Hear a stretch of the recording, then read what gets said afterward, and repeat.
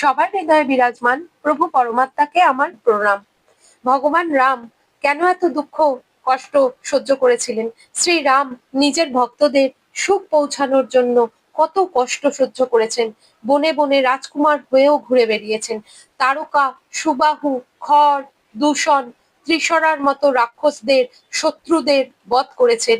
এই সমস্ত শত্রুদের পক্ষ থেকে শত্রুতা তৈরিই হতো না যদি ভগবান না আসতেন।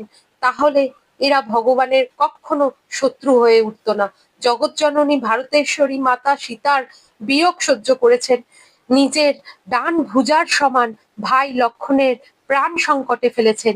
না জানি কত অগণিত কষ্ট সহ্য করে ভগবানকে এই নররূপে আসতে হয়েছে, কারণ তার ভক্তরা সুখী হতে পারে, যাতে তারা যেন ভালো থাকে সেই কারণে। গত পর্বে আমরা দেখেছি তুলসীদাসজি অবধপুরীর সমস্ত নরনারীদের প্রণাম করছেন, কারণ তাদের ওপর প্রভু রামের কৃপা অল্প ছিল না, অগাধ ছিল। আজকের স্তুতি সিয়া নিন্দক अघ ओघ नसाए लोक बिसोग बनाई बसाए बंदो कौशल्या दिसी प्राची कीर्ति जासु सकल जग माची। বন্দো কৌশল্যা বন্দনা করছেন মা কৌশল্যার। দিশি প্রাচী মানে পূর্ব দিশারূপী, পূর্ব দিশারূপী মাতা কৌশল্যার বন্দনা করছেন। মাতা কৌশল্যা শ্রীরামের মাতা। শ্রীরাম সূর্যবংশী, যেমন করে পূর্ব দিক থেকে সূর্যের উদয় হয় সেই রকমই মাতা কৌশল্যা পূর্ব দিশা, এবং যার মাধ্যমে শ্রীরাম রূপী সূর্যের উদয় হয়েছে। এবং তিনি বলছেন, আমি সেই পূর্ব দিশারূপী মাতা কৌশল্যাকে নমস্কার করছি। কত সুন্দর নমস্কার এখানে করেছেন। মাতা কৌশল্যার কত সুন্দর বর্ণনা করেছেন।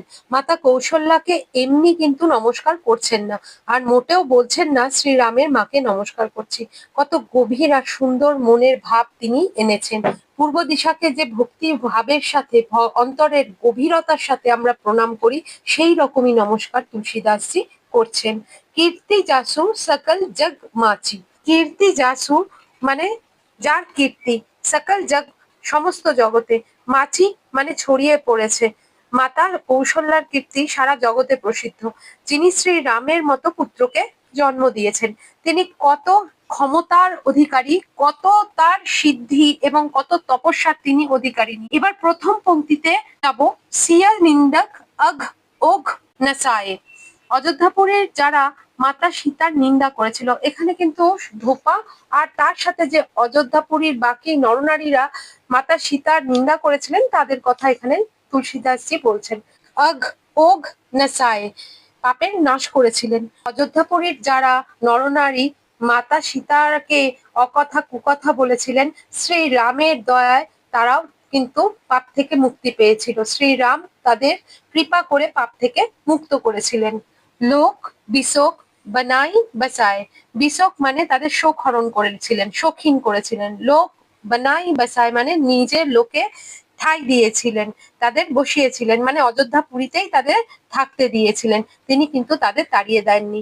যারা মাতা সীতার নিন্দা করেছিল অযোধ্যাপুরীতে, তাদের শুধু ক্ষমাই করেননি, নিজের অযোধ্যাপুরীতে বসিয়ে রেখেছিলেন, নিজের কাছে থাকতে দিয়েছিলেন। তুলসীদাসজির বলা এই কথা সত্যি মনে করে আবার কখনো এই কথার মর্ম আমরা পরে বুঝবো।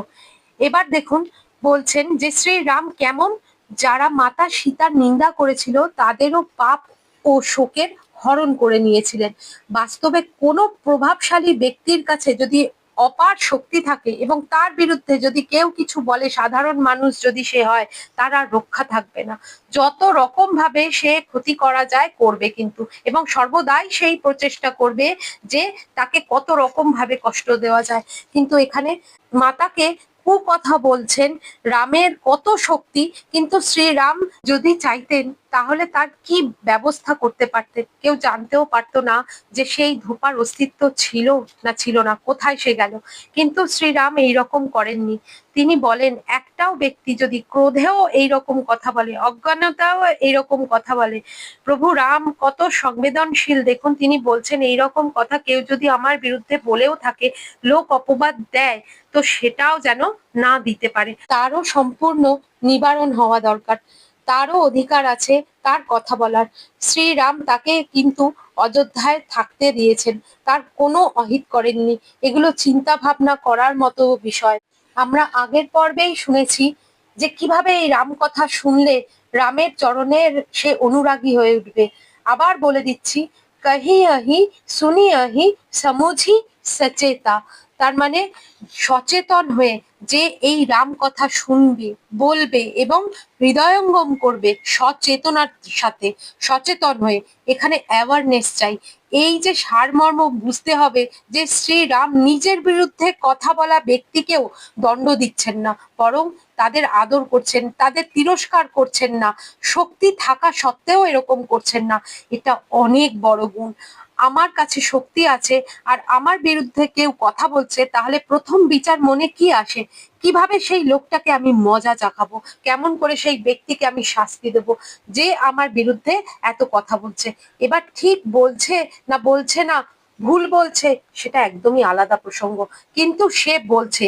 এবার দ্বিতীয় বিচার আমার কি মনে হবে? তার বিরুদ্ধে ষড়যন্ত্র করো, তাকে অত্যাচারিত করো, নিজের শক্তি ব্যবহার করে কিভাবে আমি এর ক্ষতি করব।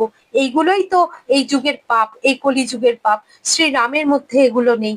তাই শ্রীরাম নামের মণি হৃদয়ে ধারণ করলে কলিকালের সমস্ত পাপরূপী অন্ধকার দূর হয়ে যায়। আজকের মতো রাম রাম।